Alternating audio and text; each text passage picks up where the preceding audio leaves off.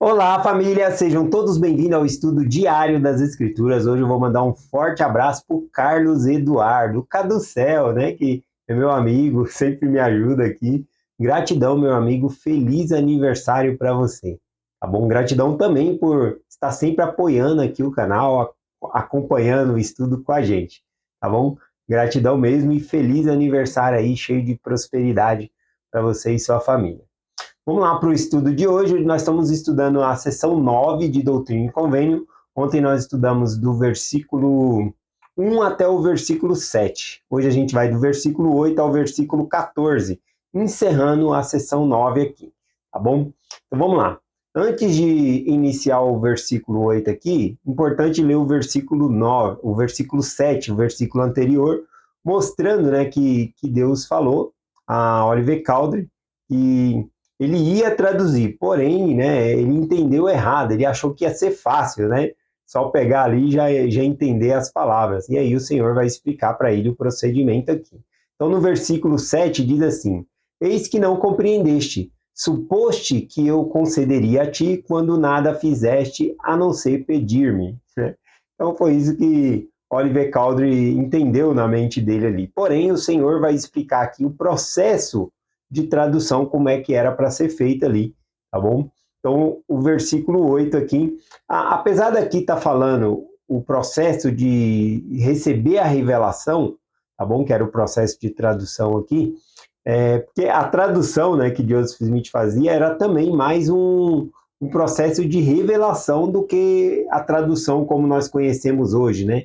De pegar um texto em inglês e passar para português. Não era algo desse tipo.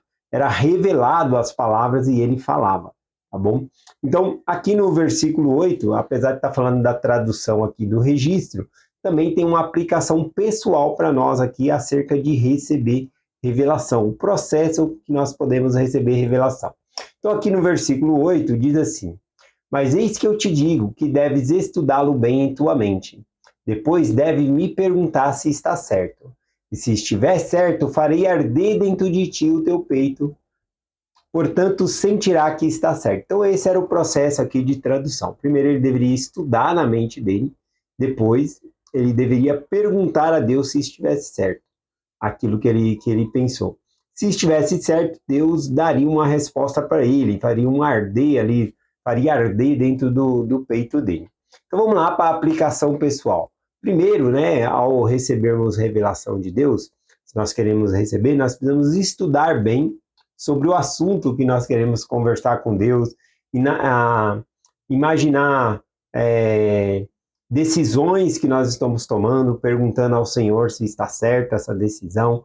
Então é dessa maneira. Então primeiro devemos estudar bem em nossa mente, depois perguntar a Deus se está certo, né? Se você deve fazer dessa maneira. E aqui diz, né, que o Senhor, depois de perguntar se está certo, o Senhor vai responder dizendo: farei arder dentro de ti o teu peito. Esse arder, né, é uma palavra usada para fogo. Então acredita aqui que nem sempre quando nós orar vai ser algo tão forte, né, de modo. Eu já tive, né, sentimentos de Deus falando comigo que chega a me lacrimejar os olhos, né, que eu fiquei todo emotivo por conta da força, né, da resposta de Deus, do sentimento que me trouxe. Mas a maioria das vezes é algo bem calmo, bem sutil, tá bom? Então aqui quando ele fala farei arder dentro de ti o seu ponto, do seu peito, o arder, né, vem do fogo, né? Então vem dessa palavra, vem do fogo.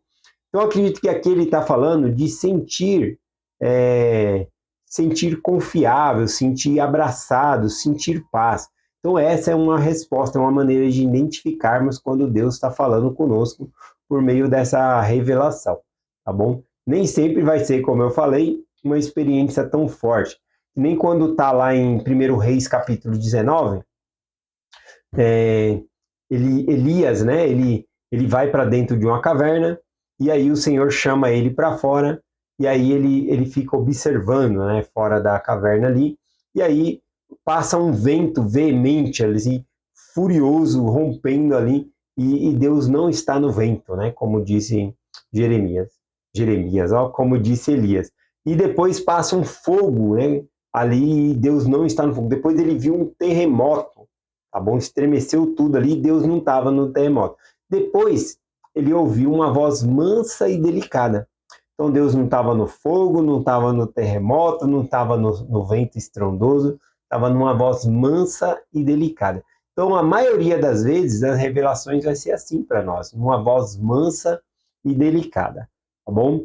Vamos aqui no versículo 9. Então, essa resposta de Deus para nós, muitas vezes é uma voz mansa e delicada que vai trazer paz, segurança para nós, confiança, tá bom? É isso que é uma resposta de Deus, se está certo. Agora, se estiver errado, como que pode ser a resposta? Tá bom? Então, aqui no versículo 9 menciona sobre isso. Diz assim: mas se não estiver certo, não terás tais sentimentos, o sentimento de paz, de tranquilidade, você não vai ter. Terás, porém, um estupor de pensamento que te fará esquecer o que estiver errado. Portanto, não podes escrever aquilo que é sagrado, a não ser que te seja concedido por mim. Então, essa revelação foi dada a Oliver Cowdery, falando sobre o registro, e já a gente vai ver mais nas escrituras aqui, mostrando que já havia passado o tempo, né, dele poder traduzir. Ele não fez, então agora era para ele ser só escrevente. Mas aqui está falando sobre isso, né, que se não estiver certo com a resposta for negativa, a gente vai ter um estupor de pensamento. Eu fiquei tentando aqui trazer um exemplo do que é um estupor de pensamento. É o contrário do versículo 8. O versículo 8 você vai sentir paz, você vai sentir confiança, você vai sentir fé em Deus, tá bom? Então isso é uma resposta, a gente deve seguir. Se a gente pergunta e estiver errado, a gente não vai ter esses sentimentos. É o que a revelação está ensinando. A gente vai ter um estupor de pensamento. Eu estava procurando um exemplo de estupor de pensamentos, e eu achei um aqui no livro do Heber G. Grande, né? No livro dos ensinamentos dos presidentes da igreja. Eu vou compartilhar com vocês rapidamente aqui. É uma experiência contada aqui no livro, que fala do presidente Brigham Young. Ele fez uma reunião com os membros da igreja, porque tinha membros que precisavam se mudar, né, para Sião, lá para Utah.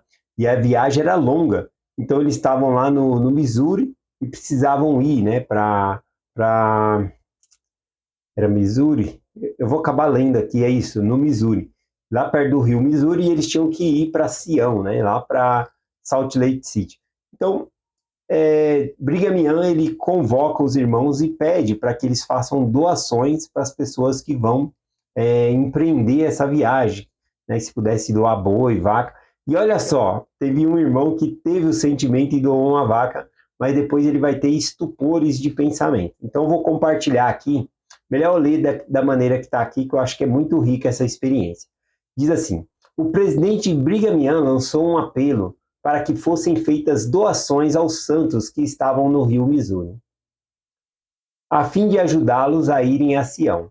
Ele desejava contribuições de todos os que tivessem condições, fossem doado boi, vaca ou outro bem. Um bom homem deu um pulo e disse: vou doar uma vaca. O outro irmão se levantou e disse: vou doar uma vaca. O mesmo que o outro irmão, né? Veja que o primeiro irmão deu um pulo, né? Ele sentiu na hora ali, deu com aquele entusiasmo: eu vou dar uma vaca. O outro disse também: eu vou dar uma vaca. O primeiro irmão que deu o pulo, ele tinha apenas 2 vacas e uma família numerosa.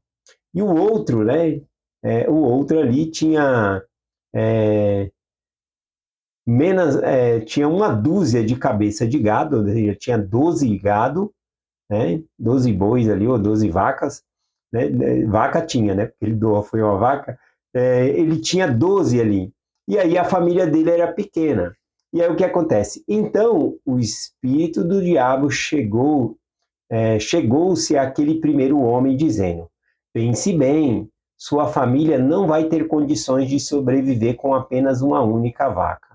Olha só aquele outro irmão. Ele tem a sua família pequena e 6 vacas, né? Eu tinha 6 vacas e 6 boi, pelo jeito aqui. E ele poderia doar 2 ou 3, e isso nem lhe faria falta. Ao voltar para casa, ele caminhou por 5, 6 quarteirões, sentindo-se cada vez mais fraco. Por fim pensou: acho que não vou dar a vaca. Então percebeu a diferença no espírito que estava quando tentado tentado e o espírito que o motivara a prometer ao presidente da igreja que daria a vaca. Ele viu a diferença, né? Como ele se sentiu quando ele estava voltando com a palavra atrás e quando ele realmente disse que ia doar a vaca ali.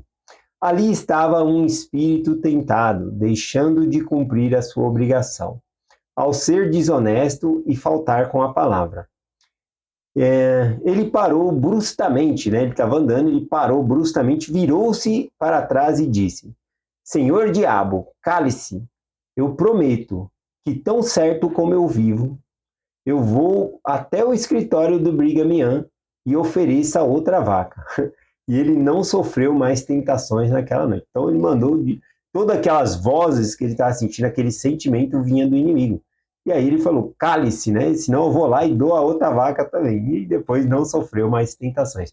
Então veja estupores de pensamento que ele teve. O sentimento bom que ele teve, a princípio, né, comparado com o outro ali, o estupor de pensamento, racionalizando outras coisas. Eu lembro de um bispo, né, que é o bispo Carlos, que é filho da irmã Guimarães, né, e o filho da irmã Guimarães, que foi bispo, quando o meu amigo Eduardo ele era bispo, a gente estava numa reunião, nós fomos na casa da irmã Guimarães e ele estava lá, o Carlos, o filho dela, né, e aí só que ele mora nos Estados Unidos. E aí o meu bispo, né, o bispo Eduardo, perguntou para ele, olha, se você tem um conselho para me dar aí como bispo, né, que eu sou bispo agora, né, você já foi, você tem um conselho para me dar? Ele falou, tenho sim, siga as primeiras impressões, né? Então, depois você fica racionalizando e tira a revelação, né? Então, o que ele estava dizendo é exatamente o que aconteceu nessa história aqui. O irmão seguiu a inspiração e doou a vaca. Depois ele ficou racionalizando, né? E aí queria descumprir. O mesmo pode acontecer nos chamados, né? A pessoa, o bispo sente aquele sentimento que é aquela pessoa que deve ser chamada, mas temos que tomar cuidado para não ficar racionalizando. Ah, mas aquela irmã tem filhos, será que vai atrapalhar o casamento dela? Então, primeiro devemos seguir a inspiração. E depois acompanha de perto como é que vai estar sendo ali, ver a entrevista, ver o apoio que vai receber do marido. Então, o conselho do Carlos, né, do filho da irmã Guimarães, foi muito útil para nós, que havíamos iniciado ali o bispado, né? Tinha acabado de ser um bispado novo ali. Vamos continuar aqui, ó. Doutrina e Convênio, seção 9, versículo 10 em diante aqui. Ora, se tivesse sabido disto, poderia ter traduzido. Contudo, não convém que traduzas agora. Eis que era conveniente quando começaste, mas temeste, e a hora passou, e agora não convém. Então, aqui o Senhor fala para ele que a hora não convém mais. Quando ele começou a fazer a tradução, né, convinha, era bom, mas ele temeu, ele ficou com medo de fracassar, não se empenhou, como a gente viu nas outras revelações. E aí, então, o tempo passou, perdeu a oportunidade. Agora não convém mais, como diz o Senhor, tá bom? Aqui é interessante, né, quando ele fala, temeste e a hora passou e agora não convém mais. Algumas oportunidades não voltam na nossa vida. Então, a gente tem que abraçar as oportunidades que nós temos de servir as pessoas, principalmente. Porque se passou aquela oportunidade, às vezes você não vai encontrar a pessoa para servir de novo. Então, se você sentiu, ajuda, tá bom? Se não sentiu, ajuda também, né? Ninguém vai estar fazendo algo errado por ajudar uma pessoa, tá bom? Então, a gente sempre deve ajudar aqui. Vamos lá aqui, falando sobre segundas oportunidades, até marquei aqui, por exemplo, os filhos de Israel, né? Eles estavam prestes a entrar na terra prometida, mas eles temeram, né? Fizeram um relato lá da terra prometida, falando, não, tem gigante lá, né? Só Caleb, né, e Josué ali que trouxeram um relato positivo da terra, um relato verdadeiro. E por causa que eles temeram, o que aconteceu? eles voltaram para o deserto, ficaram 40 anos no deserto, sendo que era para eles entrar na Terra Prometida naquele mesmo momento ali. Então tem oportunidade que não volta. No caso deles, que não quiseram entrar, que temeram, eles na verdade morreram no deserto, não entraram. Quem vai entrar é Caleb, Josué, só a geração mais nova, tá bom? Vamos lá, continuando aqui para finalizar, versículo 12 e 13 diz assim: Pois não vê que para compensar dei força suficiente a meu servo Joseph, e a nenhum de vós condenei. Faze isso, e te ordeno, e prosperará. Sê fiel, e não cedas a tentação alguma. Aqui eu achei muito bom o versículo 12 que fala, olha, para compensar, né, porque você temeu e não fez, eu dei força suficiente a meu servo Joseph. Né? Então, às vezes, quando nós deixamos de fazer o nosso trabalho, o Senhor vai dar força a outra pessoa, Ele vai enviar outra pessoa para fazer. Só que eu fico imaginando, se foi outra pessoa que fez, as bênçãos vai para quem? Para quem deixou de fazer? Não, as bênçãos vai justamente para quem fez. Então é algo para nós pensarmos também. Por isso o Senhor fala, para compensar, né, por conta que ele não se aplicou, temeu, não conseguiu fazer, para compensar isso, dei força suficiente a meu servo Joseph. Então aqui fica um ensinamento para nós também. Versículo 14 aqui, finalizando a sessão, diz assim, permanece firme no trabalho para o qual te chamei, e nem um fio de cabelo de tua cabeça se perderá, e serás elevado no último dia. Amém. E assim termina aqui, né? Esses dois últimos versículos que eu estava lendo aqui, fala sobre ser obediente. Ele falou sobre ser obediente a Deus, e aqui nesse 14 falou sobre permanece firme no trabalho para o qual te chamei. Ser firme no trabalho, guardar os mandamentos, é o nosso dever para com Deus, é nossa responsabilidade, tá bom? É isso que nós devemos fazer. E a responsabilidade de Oliver Calder era essa, ser fiel a Deus, tá bom? É isso. E agora, independente se ele ia traduzir ou não, não é isso que ia levar para o céu. O Senhor promete o céu para ele do mesmo jeito, né? Serás elevado no último dia. Se nós fazermos o quê? Se formos fiéis a Deus. É isso que o Senhor requer de nós e é esse o nosso dever para com Deus. É essa mensagem que eu compartilho com vocês. Em nome de Jesus Cristo. Amém. Até amanhã.